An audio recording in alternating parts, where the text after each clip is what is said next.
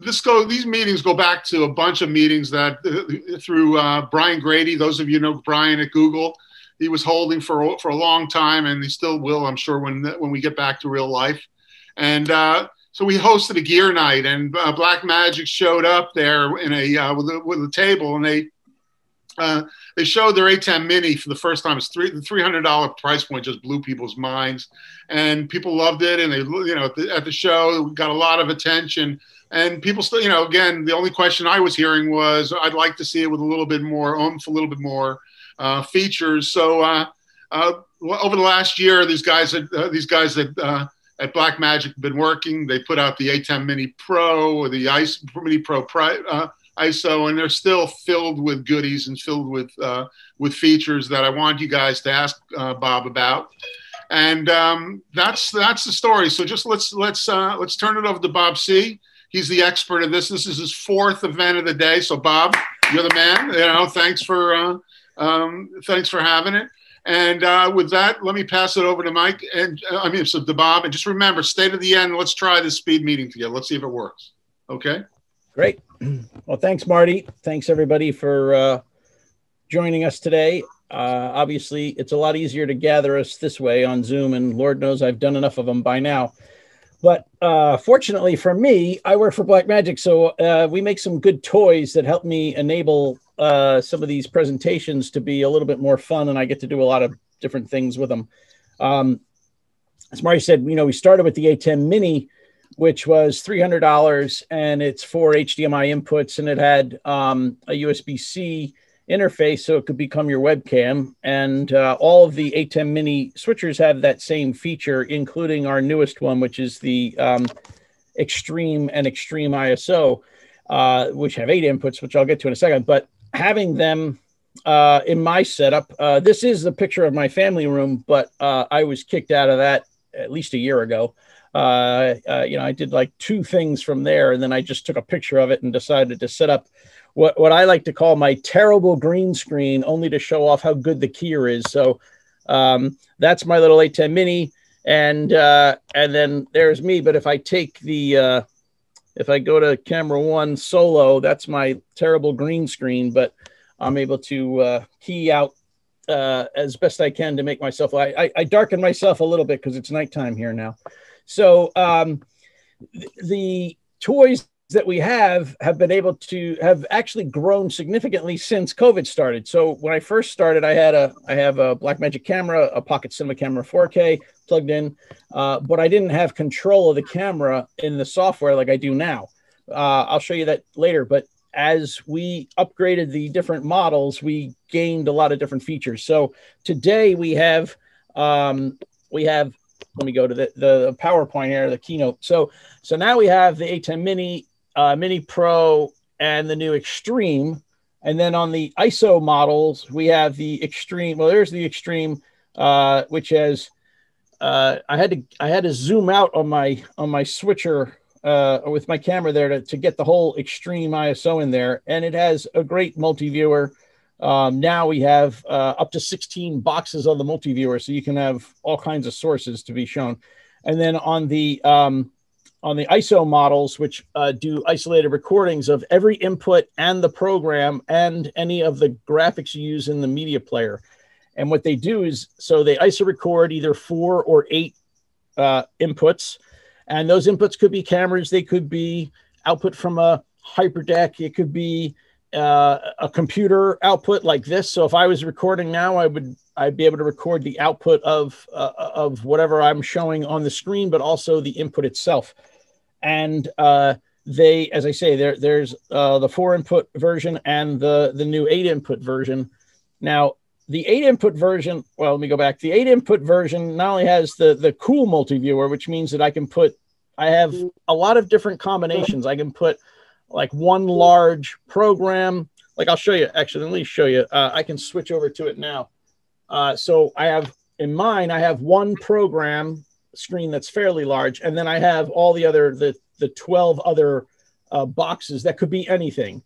So they can be any input. They they can show me where the recording monitoring is, the streaming part of it is there, the media players, preview, super source, all these things. And I can make it in any combination I want. I could have 4 boxes. I could have 16 boxes. I could have, 8 and 10 boxes. I could, they're quadrants. So it's actually the same multi-viewer that is in the ATEM Constellation 8K, which is $10,000.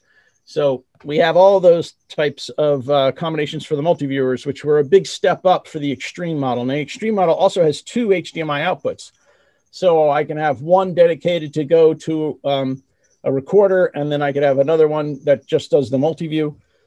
And I can switch those. They're just live aux outputs. And there's 2 USB-C ports now. So one could be used to do the ISO recording on a little SSD drive like this, or the other one can be used to be your webcam interface.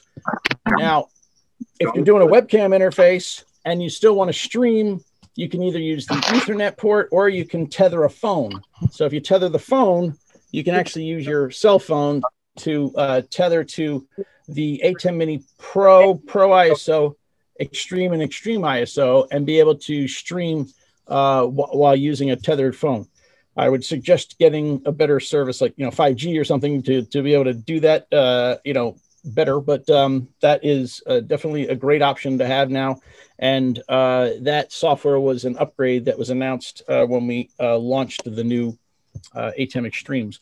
So I go back to my keynote here. One of the other things that I wanted to get to is the new Blackmagic Web Presenter HD. Now, the Web Presenter was a product that we launched a few years ago. It would take a SDI or HDMI source, and you could switch between them, and it became a 720p webcam interface through USB. But this one actually is a little bit different. It's designed to have SDI in only, and that's really because it's designed to be put on the output of either a camera or any of our other switchers that don't have the ability to stream. So now you can stream directly from the larger ATEMs into this box. Now, this box also does the same streaming. It has an encoder built in like the Pros and the Extremes. And it also has, so you can use Ethernet and stream that way, or do the webcam output. And then also it has the tethering capability that you have with the new update that we did to the switchers. So there you go. You can tether your phone and do a stream from that. So it's very flexible, and it has a setup menu, and you basically can just set it up to actually. It can also stream directly to our ATEM streaming bridge, or as I like to call it, the ATEM streaming receiver, because it receives the stream directly from a camera or from the from the ATEM Pro ISO, those guys, or now the new Web Presenter. The Pocket cameras, we have a new one, the Pocket 6K Pro, but all 3 of these cameras have HDMI output, and the HDMI out will go into the ATEM switchers, and you can use them as studio cameras, basically, and you'll get tally, and you get all the camera control through the ATEM software, and it's really kind of changed the way that a lot of people are doing it, because those cameras are originally just designed for cinematic work. So you do, shoot a movie, shoot a commercial, a music video, that kind of thing. But now you can use them as your camera for your live streaming and for your live production, which is really cool with the Pocket Cinema cameras, because they have very good ISO range. So you're able to, they go up to 25,600 in ISO. So they're good low light cameras, and we also introduce the new micro bi-directional converters. So you can take any Blackmagic camera, like one of our studio cameras, micro studio cameras, or ATEM Mini Pro, or the Ursa Broadcast, I mean, yeah, the Ursa Mini Pro or the Ursa Broadcast, those cameras, and use them with the ATEM Mini switchers by using the bidirectional converter, taking SDI in and out from the camera, then taking HDMI into the switcher, and then it completes the handshake between the two in that converter, so you can have full control. Same with taking a pocket cinema camera into the larger ATEM switchers. Take HDMI out of them into the converter, SDI in and out to the switcher, and it completes the cycle. So you can use any of those cameras with any of the switchers at this point to be able to use them and have the full software control, or even control from one of our panels, like the, we have a standalone ATEM camera controller that you can use for all those. And so it really has kind of opened up all of the cameras and all the switchers to talk amongst themselves. And then if it's an SDI switcher that doesn't have built-in encoding, then you use the new Web Presenter HD. So it really has sort of completed a lot of missing pieces that were there. Now, the pandemic obviously accelerated the desire or the need for some of these devices, and that's why we kind of shifted gears a little bit. Now, of course, COVID has created a lot of challenges in manufacturing, getting parts, in shipping. Most of our products come out of our Singapore factory, but flights from Singapore to the US were started to drop dramatically. So it was tougher to get product out. So we've had a lot of struggles with that too, but we've done the best we can. And we've shipped a lot of product this year, but we've been, like everybody, there's been a lot of challenges. I mean, we even had, the snowstorm that we had a few weeks ago that crushed the whole country, that delayed things. But overall, we've been trying to keep up as best we can and then also introduce things to try and help people do more of this type of work. We were talking before the program started about a lot of musicians doing a lot of, remote session work. And we talked to some guys from a bunch of bands that have been doing things in their studios, but being able to live stream it, but also be able to record the ISOs and go back and do a finished project, which has been kind of cool to see. People using a lot of Blackmagic.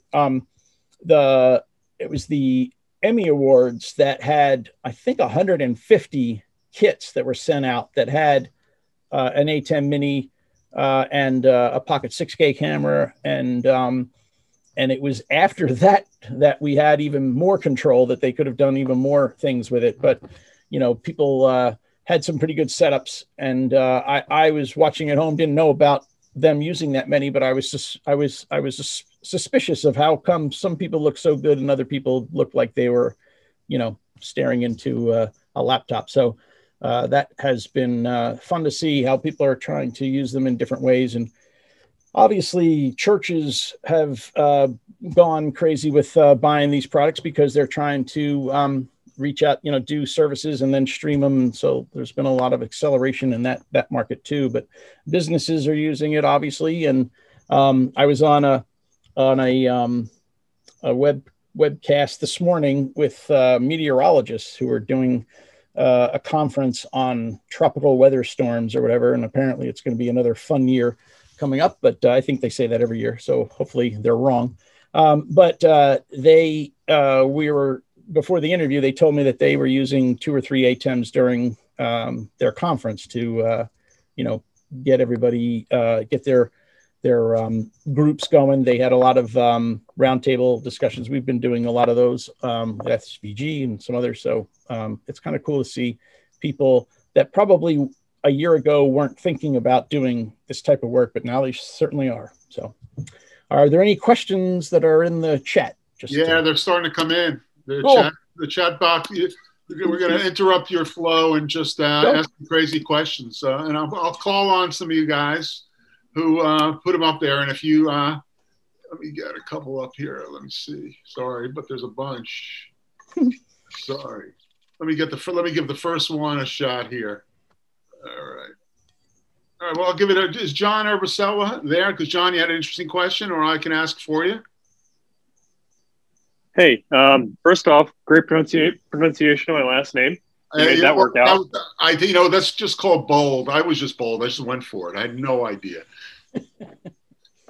All right, I'm not going to start my video because I'm running around my house. But as my question was pertaining to the original ATEM Mini, can we look for any new features that you can disclose coming down the pike with those, either in terms of the... I see your question. I see what you're asking, whether, recording on USB-C or multi-view or any of those things. The problem with that, with the ATEM Mini, the original, is the hardware is just not in there. We added camera control, which I wasn't sure how we did that, but we did. We added delay for audio, for the 2 audio inputs, but I think we're out of resources in that particular model. Okay, so then should the users of that model, if we're after some of the newer features, the streaming bridge compatibility, that kind of stuff, should then we be looking towards upgrading, I guess, versus, obviously it's still a functional unit. It works great as a webcam interface, which is what it was designed to be and touted to be. There's no other. The problem is there's no encoder built in, so that's what you would need to be able to do the direct streaming. But that device doesn't have one. Okay, yeah, I was just curious, if users of that model should be looking towards upgrading, or I know some companies will kind of tuck in features as they are able to, when they find the resources in it. Right. We tucked in, like I said, we were able to put in some, but there are others that are just physically not going to have. I mean, we've been accused of turning sand into silicon before, but you can't always do it as much as we'd all like. But there's just some physical hardware that's just not in it, which is also why the price was $295. I mean, the other hardware that you need starts to cost money, which is why the price has to go up. All right. Well, thanks for taking my question. Thank you. I see that Steve Manella from B&H is up there. Steve, you're not asking any questions, but you're knee deep in your head's in this product all the time. What are you hearing out there, and what kind of questions are you getting asked by your customers over there? Yeah. So, hey, Marty. Hey, Bob. Good to see you here. Hello. Good to see you. I'm dialed in from West Hampton. So, Marty, I'm not terribly too far from you, but we're on the other. But yeah, what we've been seeing, what I saw just recently is this tethering functionality between cell phone and Ethernet, and then today catching the latest download, the Blackmagic OS, for the ATEM, actually being able to set priority between the two.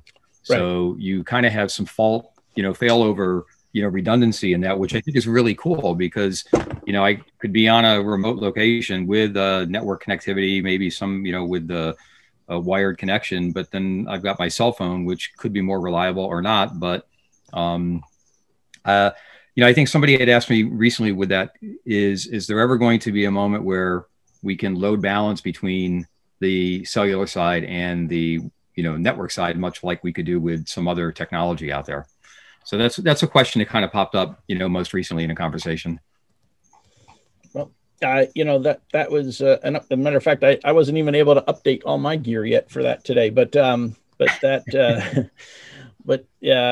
that's one of the things I always tell people, Blackmagic_news on Twitter. And if you follow that, it tells you every software update. So it's the thing that we all check. As a matter of fact, one day I was talking about something. I said, when is that software coming? And like 4 minutes later, they're like, oh, there's the tweet. And I said, I looked, but it came in between me asking where it was, and voila. But that is common with the cameras. And Resolve, of course, has often, but ATEM, because the ability to do the tethering originally before this latest update was launched at the launch of the Extremes in February. So we talked about that earlier, trying to add features to things that we can add features to, certain things we can't do, but. Yeah, and another question that actually somebody had actually asked the question right here. was regarding ISO. When you record, you're, in the case of the Extreme, it's 8 sources and a line cut. If we only have 4 sources, is it going to write 4 blank files, or is it going to, is it going to write 4 files in a line cut, or is it going to write, It's going to write. It's going to write all 8 for now.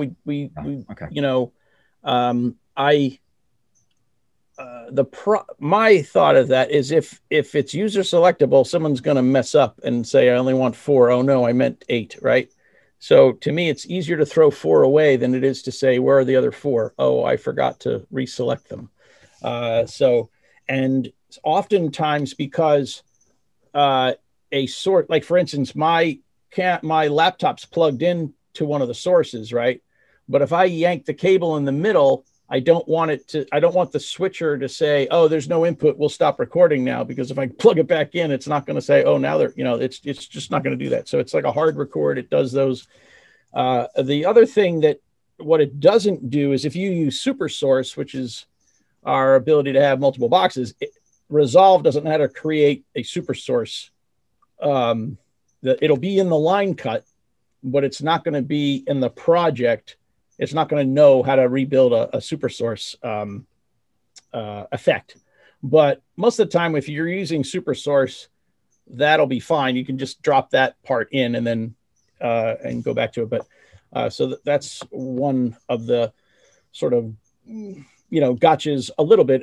It's like I did the test to see that, and I said, oh, but I could just grab the line cut and drag it into where I need to put it. So that wasn't that big a deal. It's just that, and then when you think about it, to have to try and recreate a super source effect in Resolve, that would be, that's a lot of that would be a lot of layers to come up with, and it would probably take too long to figure out the math to do all that. So that's why it is the way it is for now. I'll have to give that project to somebody, and certainly somebody smarter than I am, to figure that one out. Oof. I'd never get it. We're talking about names before, so I got one of them right, but there's one name here I got it. Hey, is Karl Marxer here, or is that a real name? Is Karl Marxer here? There I'm a real person. Yes, you're a real person. So what's the manifesto, man? What's talk to us? Well, I'm just trying to record the super sources, and I appreciate Bob's input on that. What would really be a great answer is to be able to patch the super source channel into one of the recorders. Like maybe I don't have all 8 cameras recording, but if I could patch to 8 and just record the whole super source, whatever I'm switching around, then I could adjust forward and backwards. The only problem with the line cut is you can't come in a little sooner or later. On the super source. You can go later, but right. That's true. What you could do is feed super source out one of the 2 HDMI outs and hit another recorder to just record super source. So that is one of the things. But when I come off of preview, it would be what was program. So that wouldn't quite work. No, because the 2 HDMI outputs are independent, and you can actually put super source on one of them, and only super source would go out that HDMI out. Because I still have my Pro Mini ISO. No, not ISO. The non-ISO Pro. ATEM Mini Pro that will record, and I could record one of those HDMIs with that. That's correct. And then drop that in the project. Yeah. And then what I did with the main record is I just dropped it into track 1 and moved all the others up. And then where black was, I just deleted. Mm-hmm. But it would be nice to be able to come to it a little sooner or later while we're editing. Yep. Okay, cool. So that's one way to get around that, because that was the other one I was trying to figure out. What could we do? So that is one. Well, thanks, Karl. Thank you, Karl. I just saw one of the founders of this group, Dave Van Hoy from ASG, just joined, so I'm going to pick on him because he just showed up. maybe a little late, but he's always full of good ideas and good comments. Dave, you there? You hearing me? Picking on you? No, I guess not. He's there. He's there. There he is. Different view. No. Different view. Definitely on the move today. He's on the move. We'll get the man on the move. So thank you for joining. So, but where are you now? Oh, I'm around my house, but unfortunately, I got to play multiple roles today. Well, then I won't pick on you too much, but you got to. What are you hearing about these new Blackmagic boxes from your customers, and have any questions that you're hearing that might be worth sharing with Bob and sharing with the group? We're hearing really good things, and of course, as always, everybody wants everything to do everything for nothing. It's a that's it. Am I wrong, Bob? No, you're not wrong. And so I think what we're seeing is a huge amount of enablement that these are bringing people where they could do things that they couldn't afford to do before.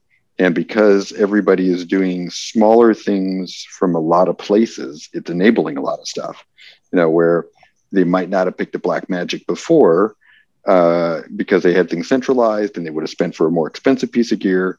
Now they're buying 10 Blackmagics and distributing them amongst their team. And that falls across a bunch of classes from recording devices to monitoring devices to switchers to, all kinds of different places. And I think the other thing that definitely seems to be uptrending is the idea of using Resolve in not just for color, but for editorial in that workflow. It's certainly nothing approaching the incredible world of where Adobe is today, but people are liking this sort of integrated workflow as such, where you can be pretty sure you take the thing out of your out of one device, you take it to another, you bring it into Resolve, you've got the metadata you shot it with, and it's from camera to recording device to switcher, it pretty much tracks, which it's pretty interesting for people. And Bob, I assume we're going to continue to see that evolve as we go forward in sort of normal Grant Petty craziness.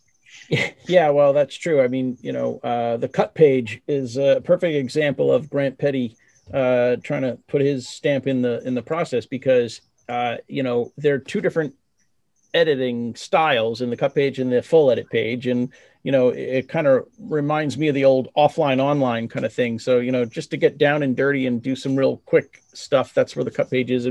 But the camera Blackmagic RAW workflow kind of lends people to start using editing in Resolve, and now the ATEM ISO also creating a project. So it's getting more people familiar with it. And as you say, I mean, it's like you don't change unless there's a reason to change. But if there is a reason to try it, because of either the camera or the ATEMs, then people get in there, start playing with it, and it's got a lot of cool stuff. My daughter and I work on projects now. She does these videos for a business channel website, and so we shoot them at my green screen here, but she lives an hour and a half away. So we edit and we share the project DRPs through Dropbox, but it actually works out very well to be able to share.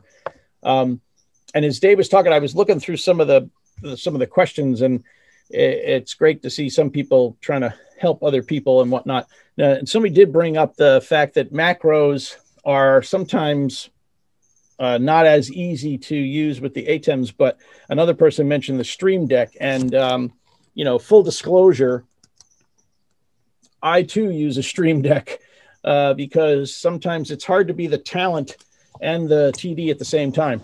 So a Stream Deck, for those that aren't familiar, they're made by Elgato, and there's a software called Companion that talks very well with the ATEMs.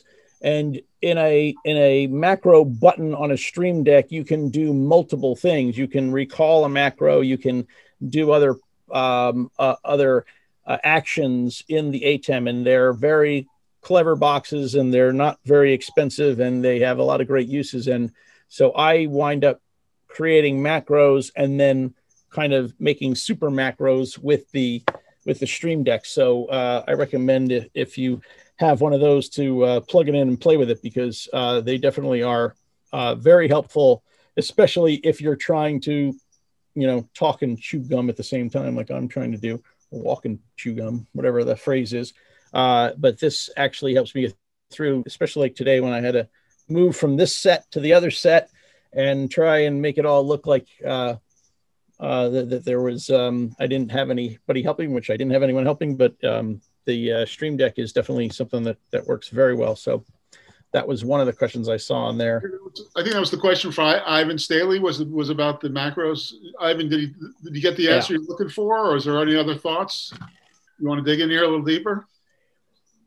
Yeah, I've played with the Companion. I just was hoping for more of a in the box solution, you know.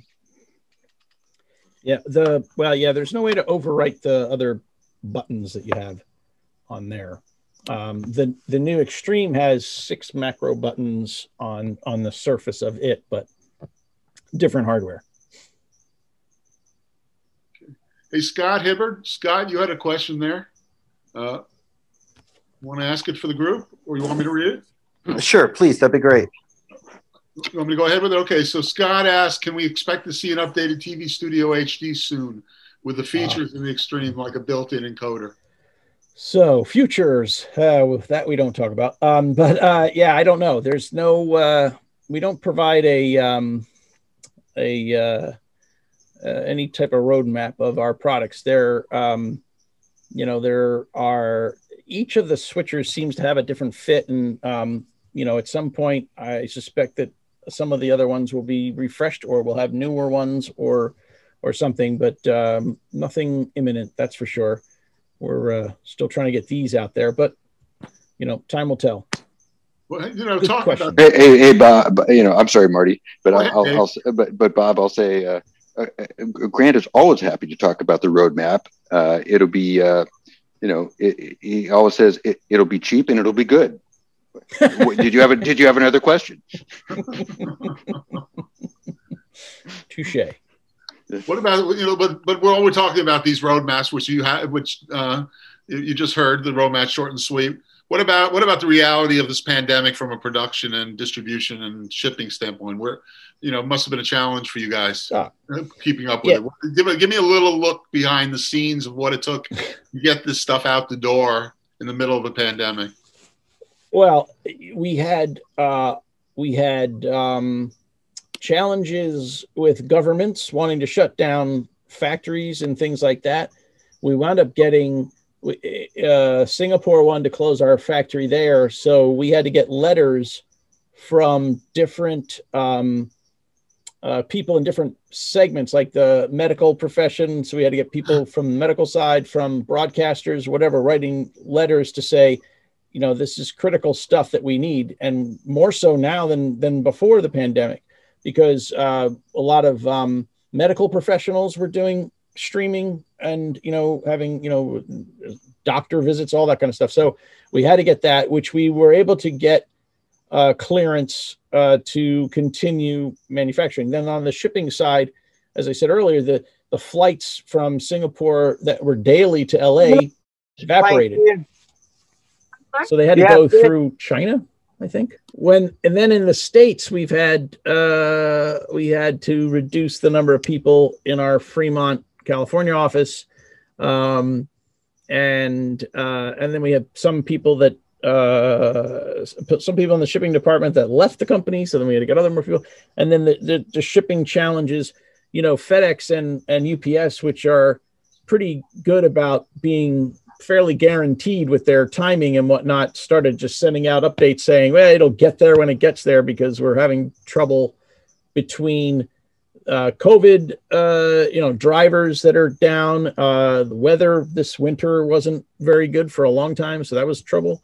But we're definitely, I think we're turning some of the corners. But at the same time, we keep introducing more products. So if I look back at how many products we're shipping, this March versus last March, it's higher. It's just more product, and so that's it was hard enough to try and do the numbers that we were doing before, but now we're trying to do more. Sure. And it's frustrating for everybody, obviously, and, from us all the way down to the end users, but we're trying to do the best we can. And we have been getting out a lot. And it's funny because I see the orders, and sometimes I look and I say, well, wait a minute, we just got 2,000. Why do we still need 2,000? It's because we ship out 2,000, we get another order for 2,000. So the backlog changes often, but overall, I think we've actually done a fairly good job. Now, on the other side of the problem at manufacturing level, are chips. So Grant was telling us this last week that normally he's got 14-week lead times on some chips that have now been pushed out to 42 weeks. Well, I don't know about, I don't do math very well, but 14 and 42, those are big differences. So to be able to figure out how you're going to, and then you want to introduce more products, it becomes a logistical nightmare, but it's just more challenges. You have to, one of Grant's specialties has always been looking and seeing what inventory you could find where, and then designing a product around it. You just got to do it backwards. Well, there's some. Hey, Bob, I did want to ask, one of the things that's always been fun has been, to go to trade shows like NAB and get to see some of this stuff hands-on. And, obviously NAB has been pushed into this fall. And, here in the US, at least, we're seeing a pretty good progress of vaccination rates and things beginning to think about opening up. What do you think Blackmagic, I'm really curious if kind of where Blackmagic will fall on the spectrum of participating in things like that this year, given that, it's so unpredictable. Right. So we're planning to do NAB in Las Vegas. We took out a fairly large booth. We have a very large booth for IBC. The unknowns really are who's going to be there. So in the US, we could probably do it fairly easily with the US staff and probably get most of the guys out of the UK office to come. We're not unsure about Australia, whether Australia is going to still be traveling by then. We're not sure.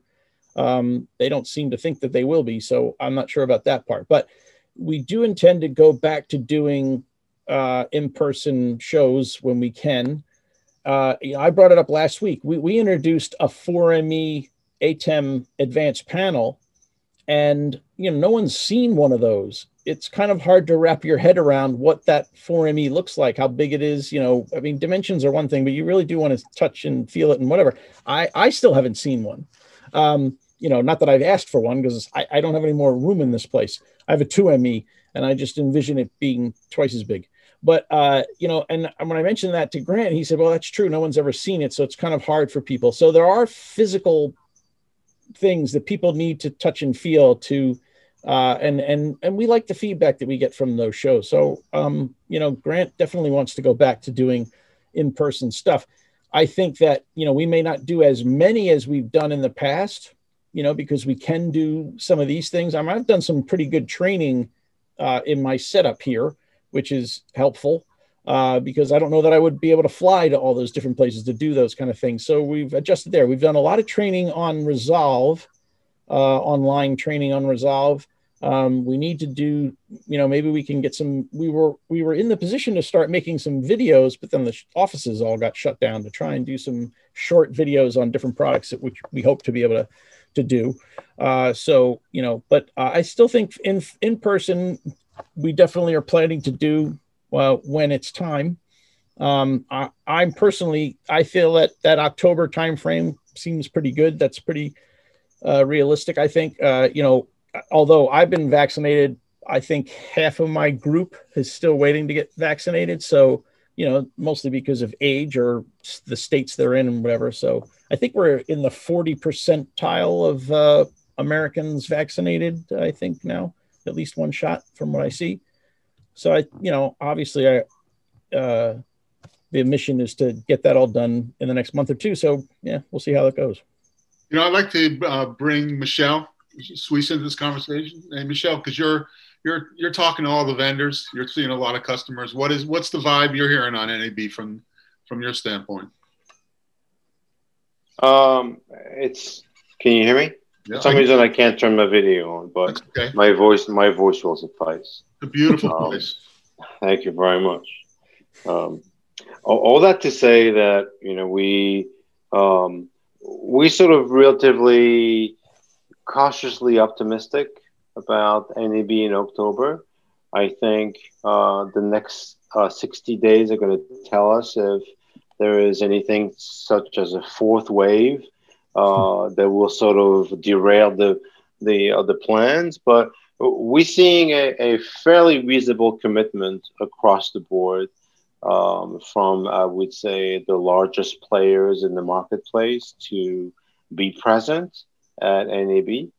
I think the main difference will probably be the footprint.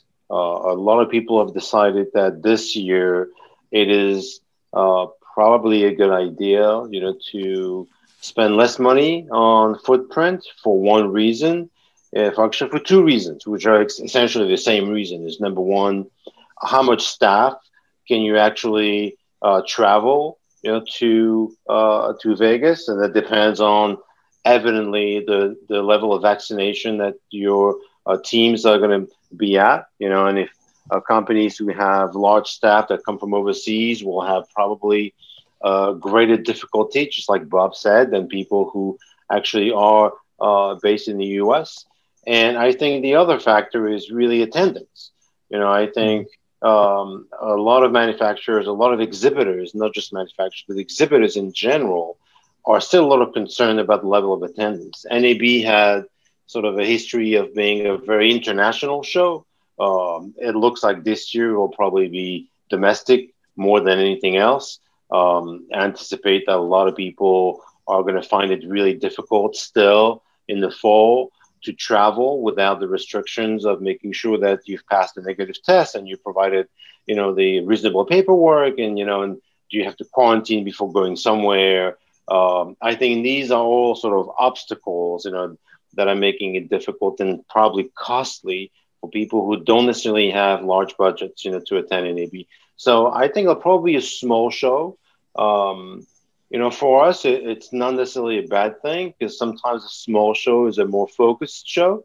So it's possible that the level of attendance that's going to be at NAB this year is going to be more qualified than it has been in the past. I think you could say a minimum of 30% is really visitors, that really don't have the level of qualification to entertain sort of a reasonable sort of purchasing outlay into what Vegas has to offer. But I think if everything goes, the way it's supposed to be going, I think we'll see an NAB in Vegas this year. It'll probably be a smaller show.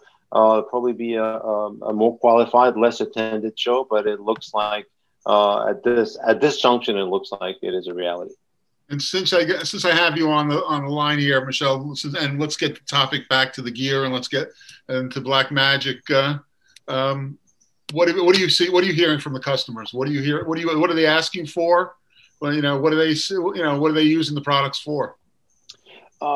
It's so diverse. I think with Blackmagic, what's really exceptional is how incredibly prevalent they are across so many verticals, right?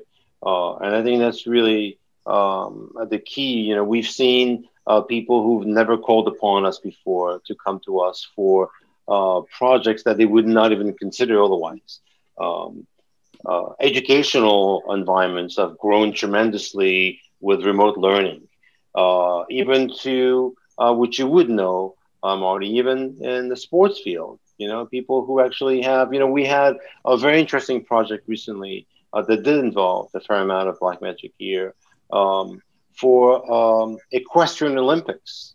That people could never be in the same place. So how do you judge? How do you teach equestrian students, to make sure that they become ready for the next level of their sort of skill set? So, it's very diverse. We're also seeing a very large push on the virtual production side.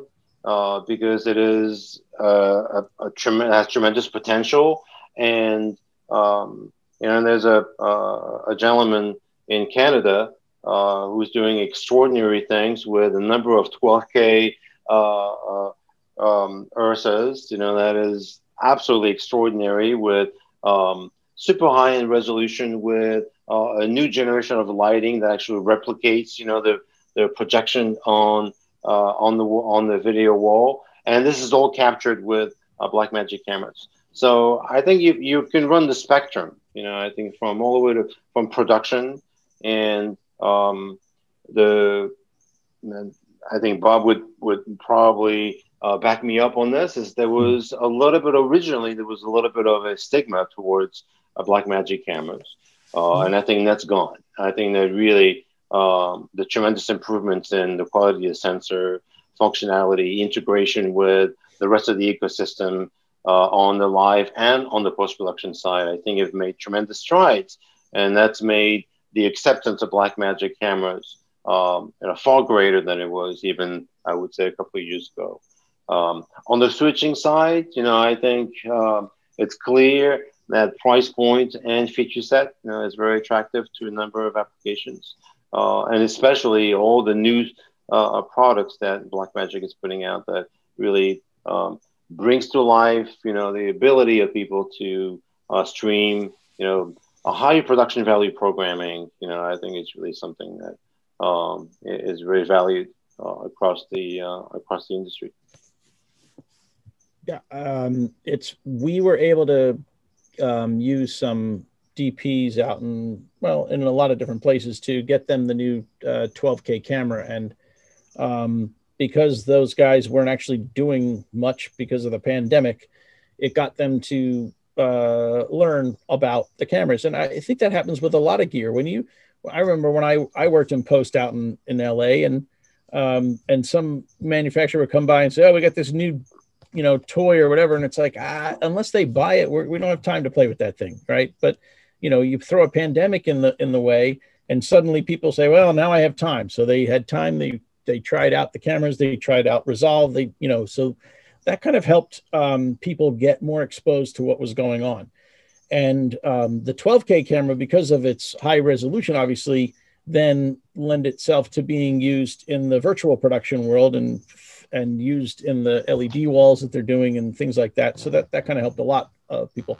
I do see a question though about when will the Web Presenter HD be available. It's actually shipping already. And they've been pretty good. We still need more of them. So maybe there is a backlog on that, but it's not tremendous. So hopefully they start to get through the resellers. I know that they have been shipping. So that is there. I don't know if there's any other questions in there I can try and find. Let's see. I like how people are answering the questions for me. That's good too. That helps. That's one thing I say about our forum. Our forum is pretty good about that, because oftentimes people will ask me about other products. Well, what lenses should I use? What other third-party, other manufacturers' products? And that's not something that we tend to have that much knowledge of, nor do we want to impart it because it's not really our thing. So I like to tell people to go, talk to the resellers, obviously, because they know those things better than we do. But also, if you just query on the forum, similar to this chat, where there are people that will help you answer questions, and I find that to be pretty good. People are pretty good about that. But obviously, the experts at the resellers definitely know their stuff for sure. So, any other questions? Is it time for the yeah? Hi, yeah, we're gonna get there. Here. Hi. Could you unpack the use cases in? Someone mentioned where Blackmagic was in line with virtual production and the LED walls, and getting a lot of interest. I think a lot of our phones are ringing about that stuff. Just curious about where the Blackmagic solution was in that line. Right. So in some of the virtual production stuff like Mandalorian, those things, they use LED walls instead of green screen to shoot. Sorry, I was the post supervisor for the Mandalorian. Right. So right. So I was the post supervisor for the Mandalorian. I thought it was funny because you were talking about the Mandalorian and the context was. I only just made that reference just then, but that's because on Mandalorian, I believe that there were HyperDeck 8Ks and ATEM switchers, because that was before the other cameras came on. So there was Blackmagic gear for sure. Yeah, in that big refrigerator room. So was it used for routing and did you slice up the video? Was it what was the solve? Well, there's a few different things there because you need higher resolution. The 8K switcher was filling the 8K switcher output was filling the LED wall. There were definitely recorders that were used to record and play back on the set. And I know that Sam, what's his name, just did a whole thing on. Yeah, he just did a whole. Sam Nicholson. Yeah, Sam Nicholson. Thank you. He just did a video recently that's online showing the 12K camera being used for the virtual productions as well. And they use the ATEM switchers and the 8K switcher, not the minis, to fill the wall. And they were shooting plates with the 12K camera, and they had the hyperdeck recorders there. I'm trying to think of what else was on there, but you guys are everywhere. When we rolled out the pandemic solution for that show, I think you also noted that the pandemic had an effect. Necessity really just, I think, made everyone not just wonder about Blackmagic. It was totally enabling in our case, and was allowed us to get our extra streams so we could compress them so that we could remote review. And I mean, I was just constantly amazed that the answer kept being Blackmagic when we were unrolling. Yeah, I mean the one product, or the product line that we see being relatively popular with newly formed virtual production studios are the cameras. Really, you know, they're practical. They're very good quality. They lend themselves to using lensing that is appropriate for advanced camera tracking, and they come with built-in gen log. So I think that's, you know, for startup companies, you know, who are interested in doing higher quality production value for virtual environment, I think that these are really good choices in the marketplace. Thank you. I'm just going to, there was one other question, and I'll ask her. She's still here, Clarissa. Clarissa's a new customer of yours. Yes. You there? Why don't you join the conversation and, add your perspective. You just bought some gear, is that right? And you have some questions about how to get the most of it?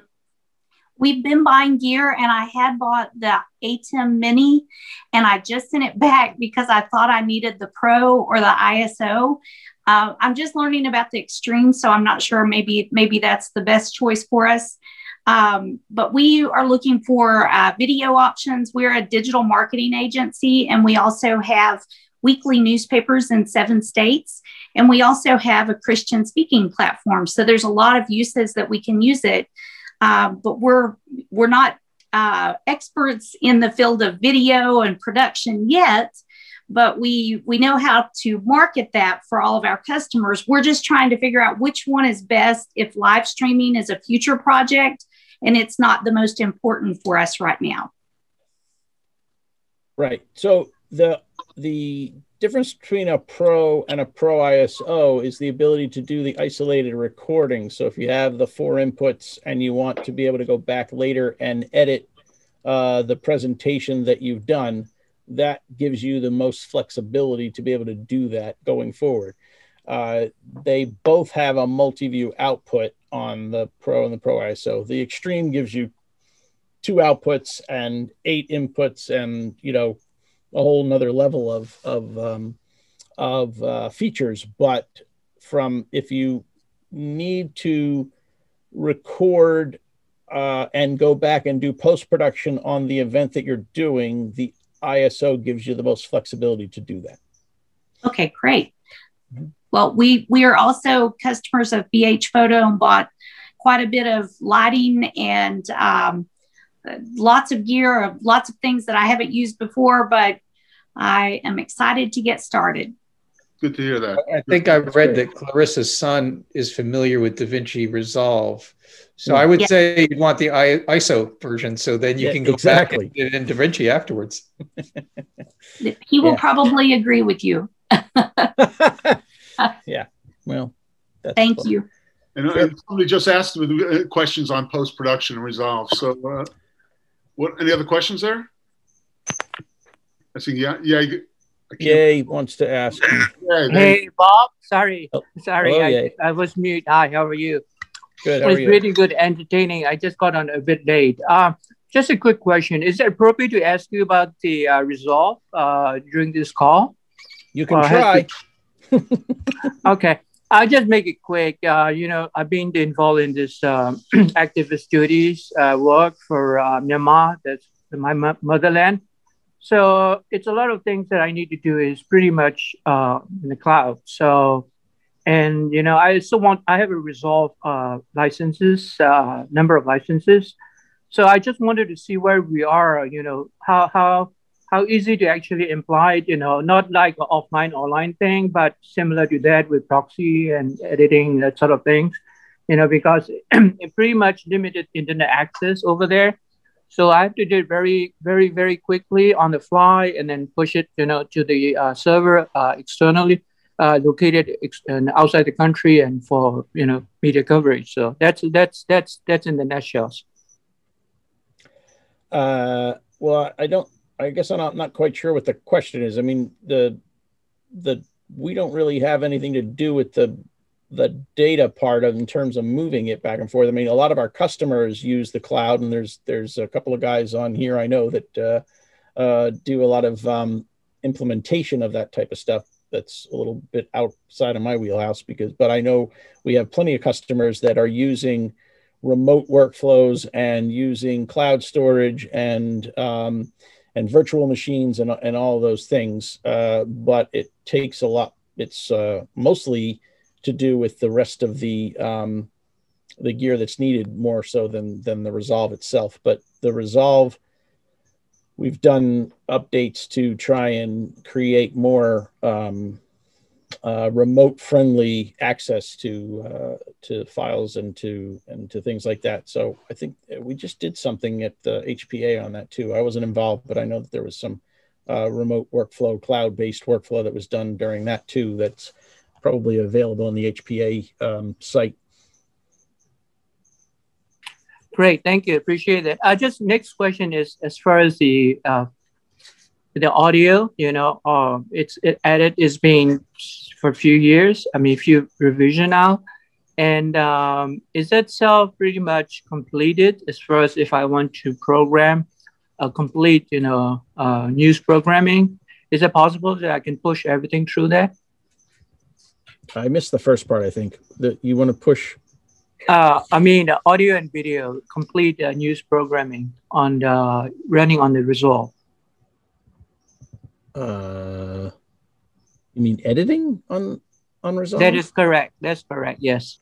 Yeah. I mean, well, people use especially with the new cut page and things like that. It's very easy to edit and export fairly quickly. And there's new tools for adding graphics and things like that would be used in editing for news and that kind of stuff. Yeah. Great, thank you. I'll just ping you when you have free time, maybe later tomorrow or so. Thank you very much. And we're gonna get into the next part of the program, but because he complimented me on my pronunciation, I'm gonna go back to John Urbicella because you thought I was so good. And you had another question, John. And why don't you started it out? Why don't you bring it home in this Q&A section? Yeah, my question was, I know I believe the minis and HyperDecks played pretty nicely with the ATEM line. Are those really the only ones that seem to play nice, or can we get the older shuttle HyperDecks to play at all with them? Well, any of the HyperDecks that have the RS422 control, or actually no, you can actually do it through the Ethernet control. So you can have four of the control up to four HyperDecks for playback, and of course you would need HDMI out to play them back through the ATEM Mini, but that's easily done. We sell converters for that. But in terms of the Ethernet control, that they're available, and in the software you can go in and select with IP addresses to talk to them.